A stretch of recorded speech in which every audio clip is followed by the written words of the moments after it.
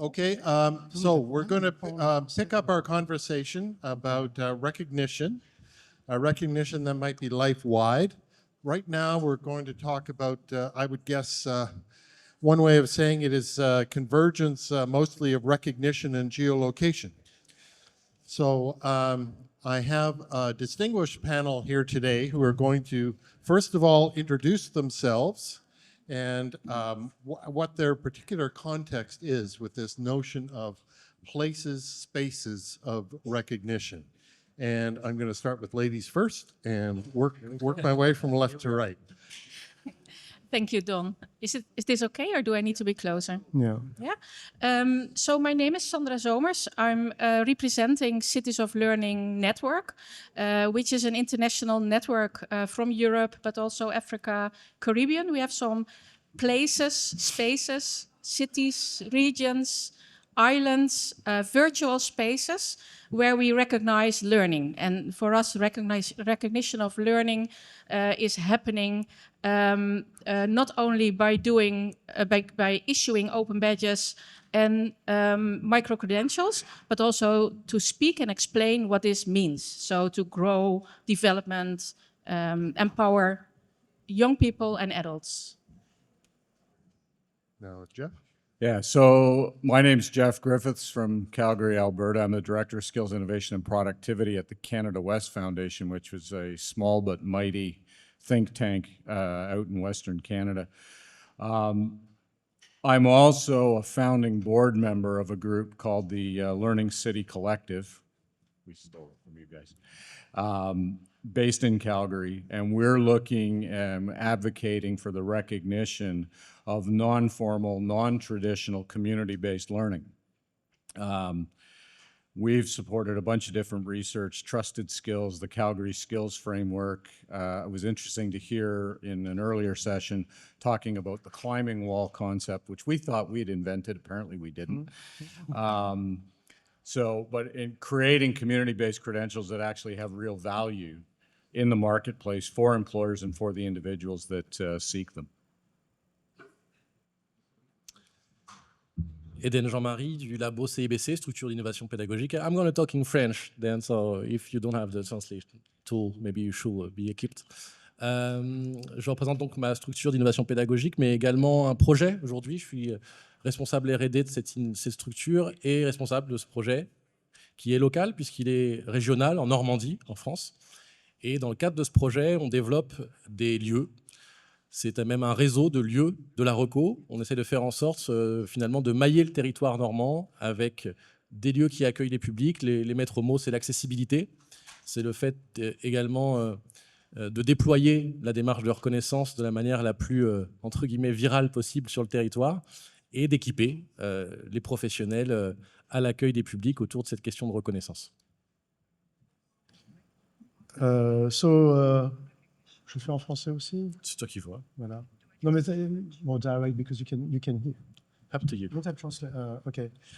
So I'm Serge Ravet, president of Reconnaître, and the subject of places of recognition is of great interest to me, and especially since we had the Forum des Open Badges in Sète, where we watched this absolutely wonderful movie. But I'll mention it later. The idea, what is really making my approach to recognition is to believe that people are in capacity of recognizing. And we speak too much about being recognized, but not enough about how people can actively contribute to the recognition of others. And there is I'll develop that a bit later. Okay, you survived the first round. The next question is sort of a macro, macro question, because I'm noticing this is cities and regions, this is a city, this is spaces, tiers-lieux, things like that, and this is lieux éphémères. Yes, ephemeral places of ephemeral recognition. Places. Yes. So my question for cities and regions, how are specific spaces and places important within those regions? And then for spaces and places, how is the collective reaching out from there important? So again, I'll just go from left to right. Yeah, so for cities and regions, how are they specific? What are their roles for places and spaces and places? So why are they important? So what I see is that cities and regions, and we are also having islands with specific and virtual spaces. So I will add them too, because that's new, I think, and we're not thinking about that yet so much. Me neither. But for cities, for if you look top down, then the people who create policies are creating strategies and can define this is important for our cities or the people that are living in, and how to recognize that. But then bottom up, it is important that you talk, listen with the people. So the people are important for spaces and places. That's what I think. Okay, that seems reasonable. Jeff? Yeah, it's interesting. In Canada, and Alberta's maybe an outlier in this, because we have a lot of imported talent because of the oil patch. We pull people in from all over Canada. But generally speaking, in Canada, the vast majority of people don't move from their general space or region. So local credentials or local systems of credentialing and recognition can have an awful lot of impact in a local community. We need to get away in Canada from this notion that the government drives all this. It's the government that tells you that you're allowed to do something, or the government that recognizes that you can do something. And moving towards more local industry and community-based, community-sanctioned credentialing. That's an ongoing issue for us for many, many years. Our colleague from Quebec talked about some of the ridiculous stuff that goes on in terms of, degree requirements and everything else. So what we've been working on is this notion that industry, local industry supported, local business supported, locally generated credentialing transcends borders, gets around all of the red tape, and can have real value, even if it's relatively, regionally centered. And if we can build that template out and then extend it into other communities, now we can start having the mobility and everything else. So that's sort of the direction that we're going in. Eden, dans la Normandie, Alors, si on essaie de faire émerger ce réseau et en maillant le territoire au plus proche possible des gens, c'est à la fois pour que ce soit accessible, c'est-à-dire géographiquement le plus proche possible en termes de distance de là où les gens vivent, mais également pour que ce soit adapté, je m'inscris dans ce qui a été dit par les collègues précédemment, dans les besoins du territoire, dans les ressources qui seront accessibles pour les gens et ce qu'ils pourront en faire. Ça, c'est une évidence en termes de localisation des lieux de l'ARCO. Maintenant, quel peut être l'apport des villes, des agglomérations ou de la région? Dans notre cas, déjà quelque chose de très simple, c'est que ce projet, pour lequel on travaille pendant encore 2 ans et demi, il est financé par le Conseil régional de Normandie. Donc l'apport direct, c'est le côté finance. Et puis, il y a à un moment donné, parce qu'on a eu l'expérience sur d'autres projets de territoire, comme un projet qui avait été financé par l'État pendant 3 ans et quelques années de cela, à un moment donné, même si être au plus proche des personnes, c'est au plus proche de leur réalité, il y a une nécessité d'organisation. Je sais que tu n'as pas aimé cette métaphore à une époque, Serge, de chef d'orchestre, mais tu m'as dit que tu préférais le jazz band et que tu aimais bien que ce soit un peu le bordel. Mais nous, on essaie de faire en sorte quand même que les choses soient organisées. Et pour cela, une institution comme une agglomération, un conseil départemental ou un conseil régional, ça peut avoir de la valeur en termes d'organisation et surtout en termes de gouvernance. Parce qu'on l'a vu également, quand on traite au local, il peut y avoir parfois des jeux de pouvoir sur les territoires, des structures qui essayent de tirer la couverture à elles. Donc, en termes de gouvernance et de chef d'orchestre, ça peut être utile, au-delà des finances, d'avoir une institution pour essayer d'encadrer tout cela. What is interesting about France and recognition is we started really with Badjon la Normandie. The idea is to think about an ecosystem where recognition takes place. But it could be also Badjon l'Orne, it could be a department, it could be also a city. So it's always thinking recognition within an ecosystem. And the beauty of this approach is that you bring together actors that would have never met before. and with real success. But what I would like to present today is more about a grassroots approach to recognition. So when we had Forum des Open Badges in SET in June this year, previously we saw a movie that was done by a video maker and an adolescent just out of COVID. We went into a suburb of SET, I mean, on the other side of the Lac Thau. So they went within a space and they rang a bell and they asked the person who answered to the bell, "Do you have a talent?" And if the person said yes, and then they described their talent. And after they have described their talent, they were asking, "Do you know someone who has a talent?" And then they went to this other place where this person could describe their talent. And again, they were being asked, "Do you know someone who has a talent?" And there is this wonderful woman, it won't work in English, but who defined herself as a serpillothérapeute. Serpillothérapeute means, I don't know how it's not translatable in English, someone who is a cleaning lady. And she worked in a hospital, and so there was all these different people working in therapy, and she said she was a therapy with as a cleaning lady. If I say that is because I strongly believe that people have the power to recognize, and we create systems where people are excluded. They are institutionalized.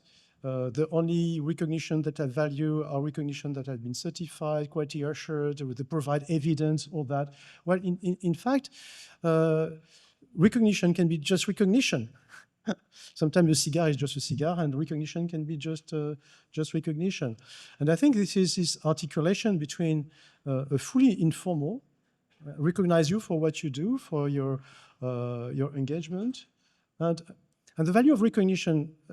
I just stopped there. Is the president of honor of association, Claire Suffren, created in the 60s Réseau des échanges réciproques de savoir. And how did that emerge? She had problems with her pupils. We thought they were bad pupils. They couldn't learn anything. And how did she do to make her pupils understand they could learn something? If I ask the question to a teacher or a trainer, I fear the answer will be, I'll give them something not too difficult to learn. Like that, they can see that they can learn something. But the problem with that is they can fail. So if they fail to learn something which is easy to learn, they are really stupid. And so what did Claire do? She said, "Teach me something." She recognized her students are able to teach her something. So she recognized her students. This is why when we say that recognition precedes learning, is because you are recognized that you can become competent. As long as you're not being recognized, then you are being diminished. And then it doesn't create the situation of empowerment where you even want to learn. So this is why we can imagine this position, and we have discussion with Eden on that about Lieux de la Reconnaissance. That's why, in response to the work of Eden as a kind of a provocation, with more than a provocation, I decided to create the Lieux éphémères de la Reconnaissance, ephemeral place of recognition. It is a place which is just, you come with a booth in a village, in a cafe, and you start integrating people. What is your talent? Do you know people with talent? And then you start building this recognition network. That is, you don't create a space where people come to be recognized, but you create a space, you create the initial condition for people to be the active actors of recognition. That's cool. I like that, a pop-up recognition booth. Yes. Yeah, that's great. It would be great to end off, because we're going through the questions fairly quickly. Think of an anecdote that you might want to tell at the end, okay? As I go Yeah, but I can also add a little bit about this part. Sure. Yeah, if okay. Yeah. So what we see is, I hear it also here at the table, is that every city or region need to find their own way of creating recognition and finding the spots where to learn and where they can find the people who connect with the issue that they want to solve. If you think about municipalities, for example. Then also what I see is that we have in our cities and regions and islands and virtual spaces of learning, is that several places are going from top to down. So they are creating a policy, creating a strategy, and then implement that in their city to support learning and development in the city or the place. But what I also see quite often is that it goes bottom up, like you say, Eden, from young people who are thinking about safety on the street, or how to support people in and around water with life-saving actions. And this needs to be recognized for further employment, for example. But the key here is that every place needs to search for their own way of doing it. And that's what we, in all the places where we are and support, is what we every time recognize. Cool. And what's the island, just before we move on? We have Sardinia Island of Learning. We have Curaçao Island of Learning. Okay, great, good. I just knew about the Curaçao. That's interesting. Okay, so next question is, we hear a lot about learning cities from, for example, UNESCO. Why is it important to add the word recognition, or to swap the word in of recognition? We've kind of spoken to it, but maybe be explicit about it. Yeah, so why we started, as I'm coming originally from youth work sector, and in the youth work sector isn't or wasn't always recognized for what is happening there, meaning professionality. What are young people learning in youth work, in their free time, during their hobbies, when they're having fun, while they are fishing or whatever. So, but the main thing where we started, so we discovered also all this, that is recognition is happening, but we started also because we wanted to recognize the youth work field. And the learning that is happening there, and the professionalism that is there. So that is where we started with recognition. But then youth work organizations, or the organizations that were involved, also said we want to collaborate in our area, the organizations that are here, to show the young people or the adults what is happening in their community. Because what we saw is that young people or adults are mainly learning in their own region, their own area. Like soccer players don't like to go to another city to watch the neighbor win. So that is something similar what we see in when young people are doing hobbies, or adults are doing a course to learn something extra. So here the learning cities for us became important to combine, to connect, to grow together. That's not always happening. We are always also sometimes fail, because not always people with the same aim or objective, the same target group, want to work together. Yeah, and to build on that, this notion of other learning opportunities. When they started the Learning Cities program, and the started with trusted skills, they did an inventory of learning opportunities in the city of Calgary, which is a city of about 1 million people at the time.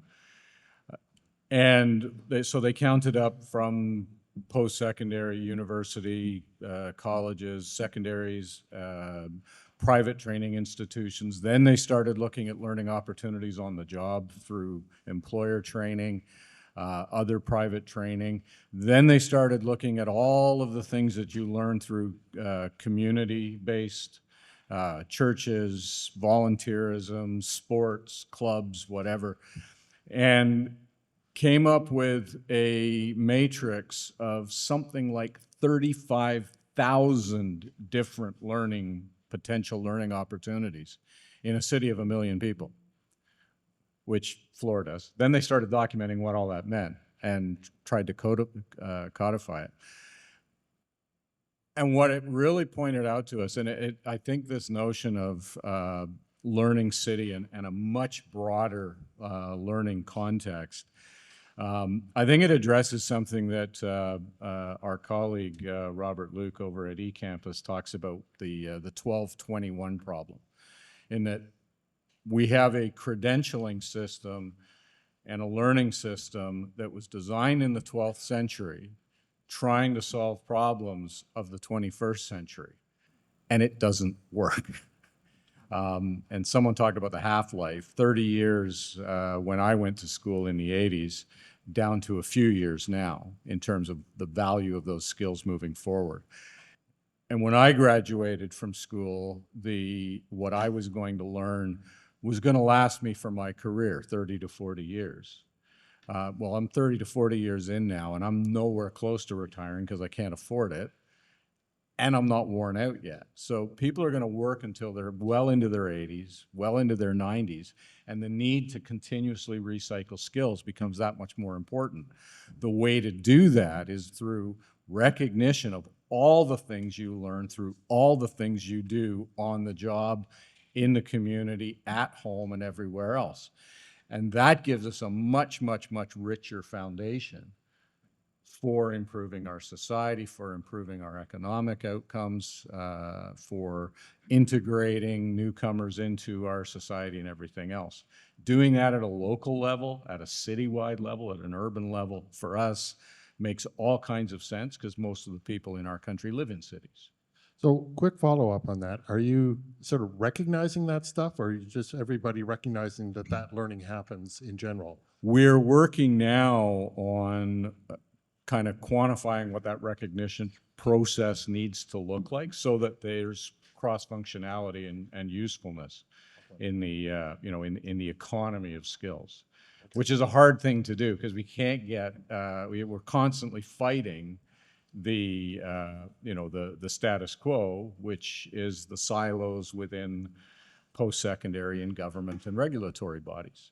Yes. You know, and anybody who's spent any time on a farm, a silo is a place where you store one product and separate it and protect it from all of the other products, and it has one way in and one way out. That's what a silo is. And that's the way our learning and recognition systems are set up, as silos. So there's no bleed over between industry, there's no bleed over between occupations, there's no bleed over between specialties. And so the only way to get from A to B is to start over again. And we think there's way better pathways, and community recognition is a way to break the silo. Right. Great. Eden? Je ne peux pas faire autrement que rebondir sur ce qui vient d'être dit. C'est-à-dire qu'on a deux enjeux, parce que la Normandie est souvent érigée en modèle par rapport à la reconnaissance. En vrai, on a deux problèmes, deux enjeux à contourner, et c'est ce à quoi on essaie de travailler avec ce projet. Le premier, c'est essayer de faire en sorte qu'on atteigne un niveau territorial, quelle que soit la localité, pour s'émanciper de l'importance de l'animateur ou des animateurs sur un territoire donné. Un Philippe Petitqueux, que vous avez la chance de croiser pendant ces 3 jours, une collègue comme la mienne, Juliette Kiburs, qui sont indispensables en fait à l'animation d'un territoire par rapport à la reconnaissance, à la promotion, à la formation autour des open badges. Il faut qu'on puisse s'en émanciper à terme en formant, en professionnalisant et en faisant en sorte que ce soit pérenne au sein de structures et au sein de lieux déterminés. C'est-à-dire que ce soit plus seulement dépendant de la bonne volonté, des croyances ou de l'animation d'une personne.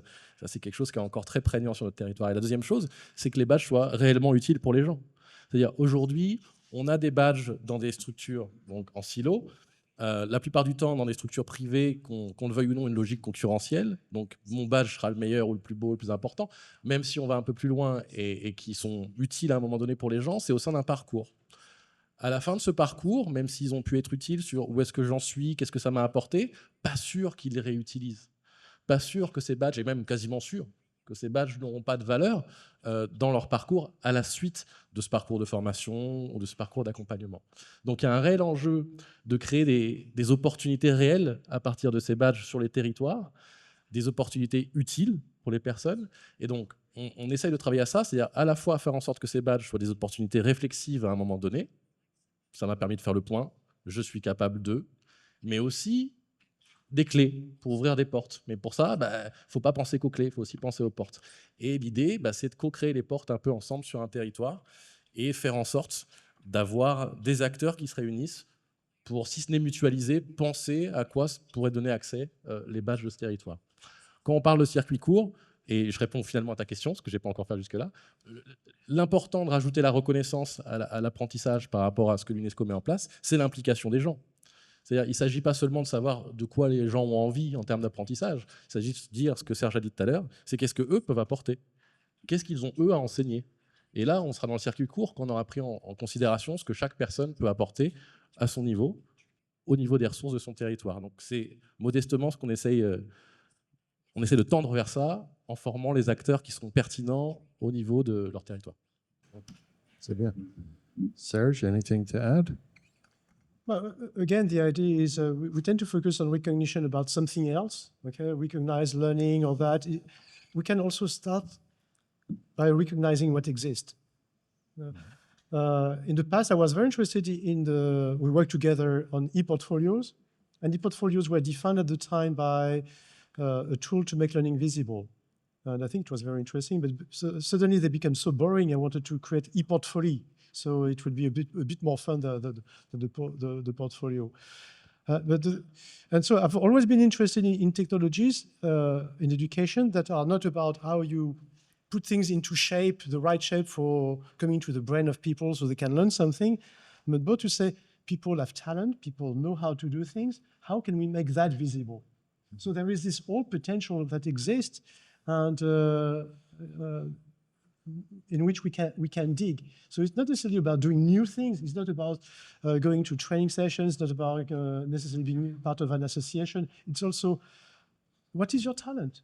Or what are your expectations? How you could contribute? I think there was something very interesting also in the movie. It was this guy who was in prison in Rouen or Le Havre. It was in Rouen. And he was looking people through the window of his cell, and he said, I felt more free than the people who were in the street. Yeah, because I could think, and suddenly the desire to write came to him. I know he's writing. So he went into prison, realized he was free, and he discovered his power of writing because he was in prison. Because suddenly he felt more free in prison than he was in real life. And I think people have a lot of potential. How can we make this potential visible to them first, but also to others? So the last question I have before your anecdotes is benefits. And I'm trying to get at, is there any research behind that? So benefits to the individuals, which I think Deb was talking about earlier today, the whole RPL process, but also benefits to the society, to the collective, to that geolocated region. Anything you can sort of say to that? So if I were trying to convince a funder or convince a policymaker that this is a good thing, what kind of arguments would you offer? You want me to skip over it? I'm wondering what you are asking right now. So the benefits and yeah. how can you prove them? Yeah. So what we have run a project where young people were involved for 2 years from 10 cities and regions, and we have trained first the young people to think about what is happening in our community, the city, the region, etc., and what is important to us. So, and then start to train them about how to think about solutions, etc. And we ended up with a big conference, a forum where all people, young people were involved, internationally coming to Germany, a place, and meeting with policymakers. So understanding how to convince policymakers in your own community to support the ideas that you have for your own place. So the benefit here was that the young people were much more engaged in solving issues that were important to them. But also, we were working on a more holistic approach where we included several actors in the community to be important and solving together the issue. So for me, the benefits are there, the holistic view, the broader ideas that you have when you are including the non-formal education, the formal education, and informal learning, but then combining it with recognition to think also, what have I done as a young person, but also what am I doing as a policymaker? To think about, to give each other feedback, how to get young people involved when you're a policymaker, and how to get policymakers involved when you're a young person. So the benefits are more inclusivity, holistic approach. That is where I would go for. Is there a report from that experience? It is yes, it's on the website. Yeah. I can. Okay. Yeah. Oh, yeah. that'd be awesome. I think that sounds great. Yeah. I know some people in the audience that might appreciate that. Yeah, because then there were a recommendation created that can be used for broader use. Yeah. The pity there was that the project ended, and then the funding is ended to support the young people, and that's always so. No, not totally, because we are still involved, but you see that it is important to have this follow-up funding and good agreements on how to proceed. That's wonderful, because it speaks to what François today was talking about earlier, right? Yeah. So, yeah. Jeff. Yeah, so you asked for specific research, so I'll reach back to something from probably about 10 years ago, I think about 2014.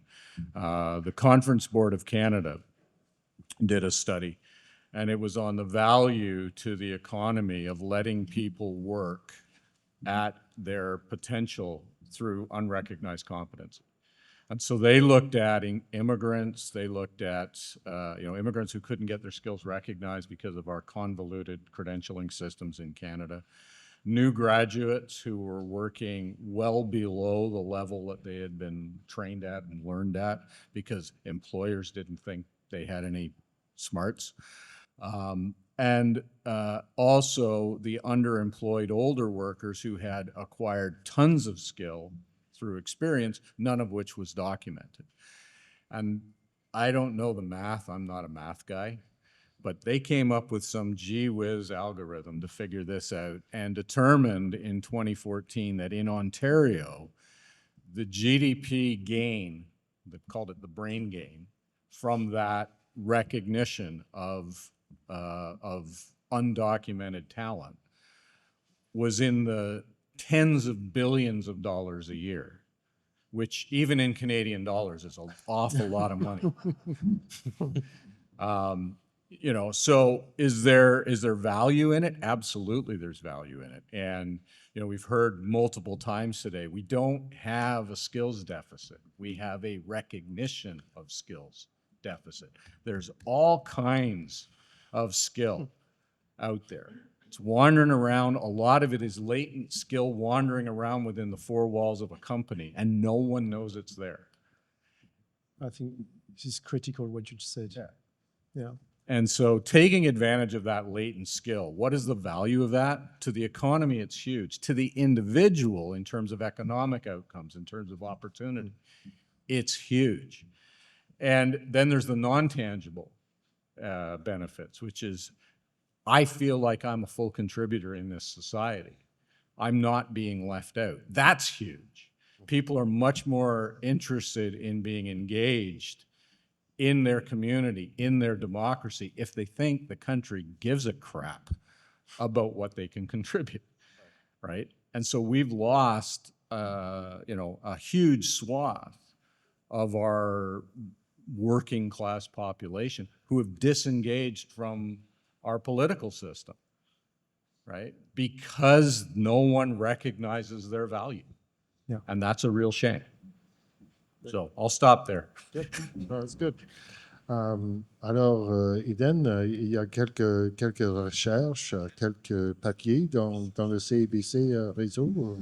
Alors on a quelques exemples. Je vais peut-être être sur 3 points. Le premier, c'est tenter d'influencer les politiques publiques C'est-à-dire qu'il y a quelques résultats de notre travail depuis quelques années avec les collègues en région Normandie. Déjà, on a un conseil régional, au-delà de financer ce projet, qui lui-même s'est doté de badges. Vous avez probablement entendu parler, parce qu'ils étaient venus parler lors d'un précédent EPIC. On a donc le conseil régional et le service formation du conseil régional de Normandie qui a un certain nombre de badges et qui, au-delà de cela, en termes d'articulation du formel et du non formel, aujourd'hui, je parlais de badges utiles, reconnaît avec ces badges la capacité de personnes à rentrer en formation sans passer de test d'entrée en formation. Vous savez, ils utilisent même l'expression de ticket coupe-fil pour certains de ces badges. Un exemple très concret, quelqu'un qui obtiendrait un badge qui serait rattaché à celui de la région Normandie, qui reconnaît sa communication, n'aurait pas besoin de passer des tests d'entrée en formation pour identifier son niveau de français. Donc ça, l'air de rien, en termes d'articulation non formelle et formelle, on est sur une bonne piste. Un second exemple, c'est le fait que ma collègue a eu l'occasion de former un certain nombre de médiateurs numériques. Et vous savez, ces médiateurs numériques interviennent en localité, au plus proche des personnes, pour les accompagner. Alors, la plupart du temps, on pense que l'entrée, c'est forcément l'appropriation du numérique et du PC. Mais au final, c'est pour faire leur déclaration trimestrielle à la CAF ou d'impôts ou des choses administratives importantes. Eh bien, là, on a un certain nombre de ces professionnels qui sont en capacité de renseigner sur ce qu'est la reconnaissance ouverte et comment gérer un portefeuille de badges. Donc, c'est aussi un acquis. Donc ça, c'est pour le côté politique publique. Au niveau des professionnels, cette importance d'aller au niveau local et d'essayer de diffuser au maximum ces démarches-là, c'est qu'on puisse enfin être dans la présomption de compétences. Nous, encore trop souvent, dans le monde de la formation et à plus forte raison de l'accompagnement, vous avez sûrement dû entendre cette expression, en tout cas, je ne sais pas comment sera traduite par nos collègues traducteurs, mais des freins. Il faut d'abord lever les freins avant de commencer à penser quel pourrait être le projet de la personne ou ce qu'elle serait capable de faire. Nous, on aime bien penser à l'inverse. Qu'est-ce qu'a la personne? De quoi on peut partir? Donc, si on arrive, et on s'y attelle, à transmettre ça et à diffuser ça sur le territoire, on peut se dire que ce serait une petite victoire aussi de commencer par d'où partent les personnes et qu'est-ce qu'elles ont plutôt que de quoi elles manquent. Et enfin, au-delà de la présomption de compétences que les professionnels, dont les professionnels pourraient s'emparer, il y a également, et c'est le plus important, que les personnes identifient que les compétences mobilisées au quotidien peuvent être désirables dans le monde professionnel. On ne leur a pas communiqué, ce n'est pas si évident, mais si on les accompagne à identifier des compétences dans leur investissement bénévole, dans leur investissement de parents d'élèves, dans leur loisir, dans le fait de jouer aux jeux vidéo, pour ceux qui étaient là ce matin, l'atelier, eh bien, elles seront en capacité d'aller projeter où, dans quel contexte elles pourront transférer ces compétences et elles seront en capacité de les défendre. Et donc, on l'espère, aussi à ce niveau, arriver à influencer l'articulation formelle non formelle parce que les personnes se sauront compétentes, quel que soit le contexte d'origine de la compétence. We'll wind it up here. I want to thank the panel for the insights. I think I certainly got something from that.